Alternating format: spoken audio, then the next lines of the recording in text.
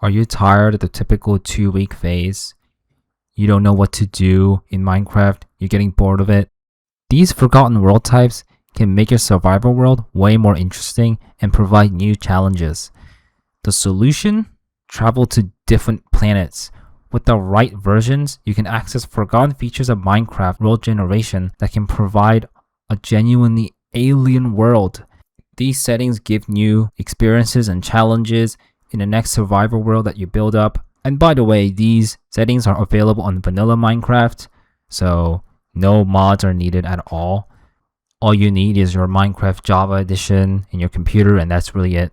Alright, let's get to the first world type, or the floating island types. Now, I'm far from the first one to discover this world type, obviously, but most people don't really know about it. Basically, if you go to snapshot 21W21A of Minecraft Java and set the world type to floating islands, this is a real game mode you can set your world to at one time. If you enter this world, you're presented with a very bizarre floating island made of endstone, but there are still grass and trees on top of it. This world type is bizarre because it almost feels alien, like I mentioned before. Like, it almost feels like a whole new biome, even though technically speaking, we are in the ocean biome. Like, if you guys remember the Aether, it looks a lot like that. Not exactly, but you get what I mean. It's very bizarre. It feels like a whole new world. If you upgrade to 1.17, you can see the updated version with the new mine shafts, which almost has like a fantastical steampunk railroad feel. Any version beyond that, then this world would just break. It just kind of appeared as normal end islands, but I mean, it's kind of amazing that it still works to some extent. Yes, for some reason, this world type can only appear in certain snapshots. It doesn't seem to appear in the full versions. So go to the 20W21 snapshot and upgrade it to 1.7 for the best experience. And like I said, this world is in the ocean biome, which means there are a bunch of floating shipwrecks and ocean ruins everywhere, kind of giving this very, abandoned world, abandoned civilization kind of vibe. And more specifically, like a floating civilization full of flying boats, almost this kind of, aerial maritime civilization that's dependent on the aerial ocean. I'm not sure how that would work, but I'm just making stuff up as I go. So, I mean, it sounds fascinating though, isn't it? You can totally like build a new RPG fantasy world out of a world like this. I mean, who knows? The possibilities are endless. Also, cobblestone, even though they do exist in this world, is hard to come by, so that is a good challenge. So yeah, try playing on this floating islands game mode. Okay, but the floating islands type doesn't end there. You can actually make floating islands out of every single biome that existed in 1.17. As a result, the possibilities are kind of endless with this kind of stuff. Now, each biome obviously does look different because it's, the different biomes, but I think what's fascinating about floating islands is that some of them are more islandy than others. For example, the Mushroom Islands biome, for whatever reason, has very little landmass, meaning it is more islandy. It's a lot more challenging to get around. Other biomes, such as the Ice Spike biomes, are a lot less islandy. Most of the surface is covered. If you go to the bottom, you're gonna be greeted with a bunch of mine shafts hanging out from the bottom. It is really funny, but it isn't that much of a challenge, other than of course you spawning in the middle of an ice spike biome. To start out, you could always just start in like a regular biome, like maybe a forest biome or something, and create a civilization using connecting the islands or something. I don't know, but it is a fresh and new way of creating Minecraft world. It is certainly different, and yeah, certain biomes don't even have a surface, like the ocean biomes, obviously. One thing to note is that after version 1.17, you go to 1.18 or after, the world generation changes. The entire Minecraft world generation changed around that time, which is why it looks different. For example, look at these jungle biome islands in 1.17 and 1.18 and after. You get these like almost like multi-layered like terrain. It almost looks like Pandora from Avatar. Completely different world. It's not as much actually islandy though. I mean, there are like holes in the ground to the void, but whatever. Pretty funny. The landscapes though are fantastic. It almost looks like Farlandish. It's not that epic, but you get the idea. It does kind of look a little bit like the Farlands. Another world type you can play on is the cave world type. Only available in 1.16 and 17 once again. Right off the bat, you start in total darkness. There's no light, and there's going to be monsters everywhere. There's going to be mobs. They're going to hunt you down. So that is a very, good challenge to... So, that is a good challenge to provide for yourself, It is going to be very difficult. But, that's part of the challenge, just switching up the game a little bit. And trees do not come by easy. You're probably going to have to find them in, like, mine shafts and stuff all across the world. Good luck finding those. I think the Mesa biome is the one I recommend the most because it has a lot of mine shafts and it almost gives off the feeling we're exploring like an abandoned cave society, like a mining cave society with all these mine shafts everywhere. And again, because there are mine shafts, you can gather wood pretty easily. But because you are in a permanent cave world, you still do have to, walk a while to find wood. And before then, you're going to be hunted by all these mobs all around the place, Now, you can try to climb up to the ceiling, which is made of bedrock, to the bedrock ceiling, just like in the Nether. And again, just like in the Nether, you're gonna have to find like glitches in the matrix. You're gonna have to use like an ender pearl or whatever, or try to find a place that somehow, the terrain generation glitches and allows you to get through. Good luck with that though. Although I do think, once you do that, the world will become a little bit too easy. Who knows? So I generally, prefer to stay underground because it's just more challenging that way. But I am saying that is an available option. Another good survival challenge in the cave world is the Lush Cave biome. Lush Caves is a fantastic biome that has a lot of I don't know how to say it. It just has a lot of potential to be fantasy-like. This entire world is just lush caves, There's no surface.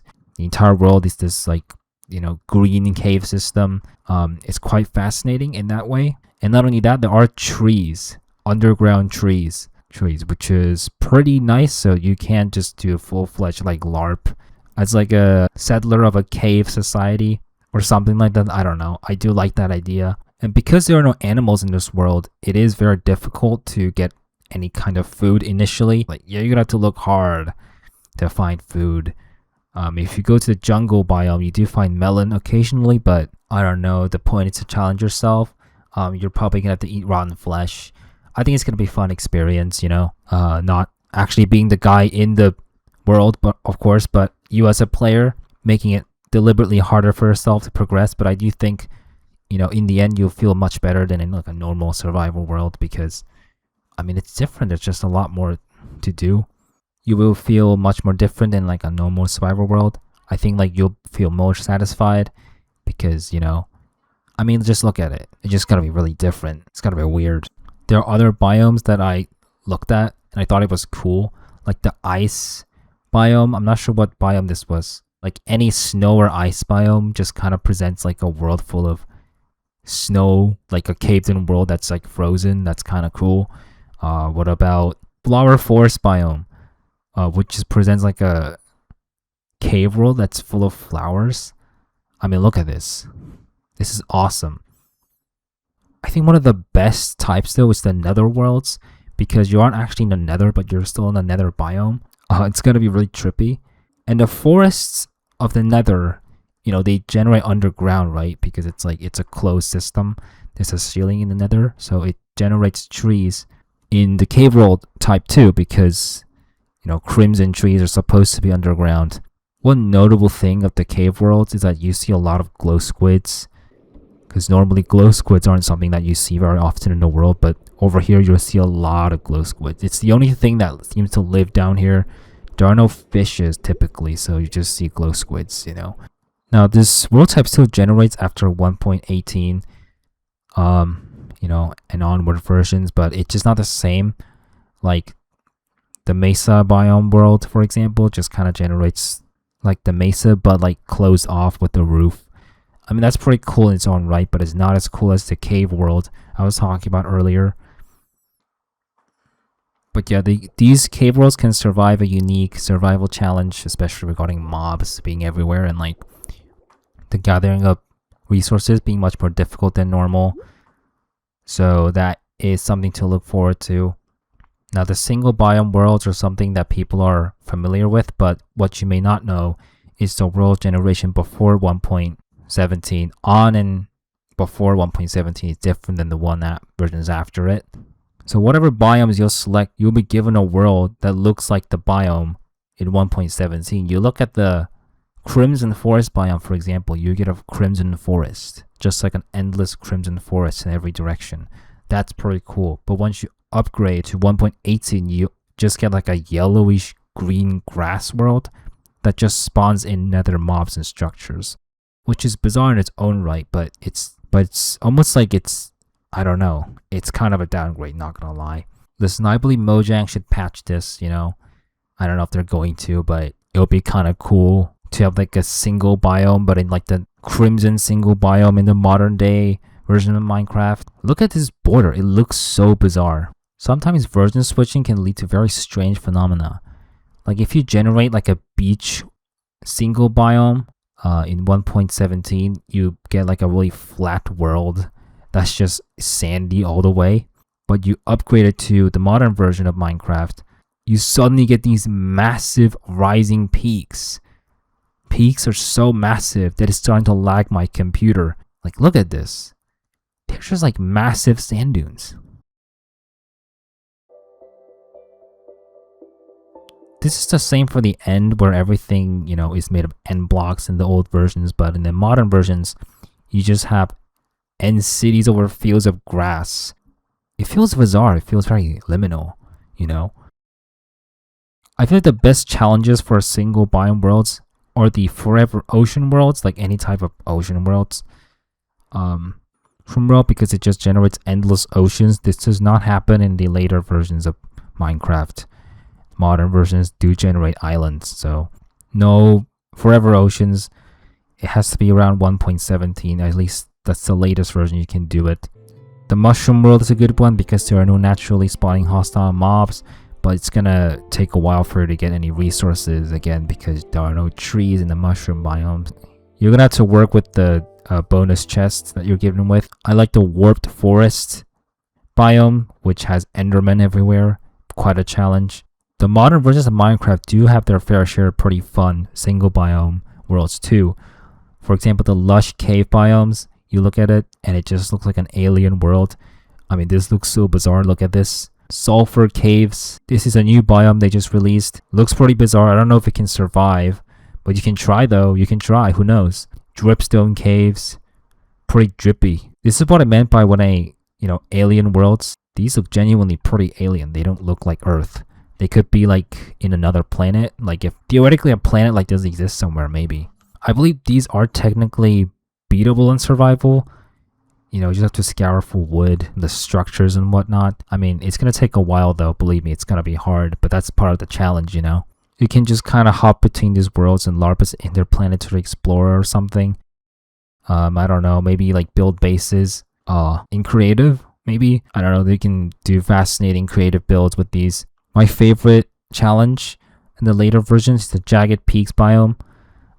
Because, well, first of all, I just like this landscape of just a frozen world with no trees. It kind of gives Antarctica vibes, except there are goats everywhere. And because there are no trees, you're going to have to scour for trees. Probably in these illager outposts because they have a ton of wood, you're going to have to fight the illagers to get the wood. And not to mention, like, this specific biome has, like, snow you can fall through and die.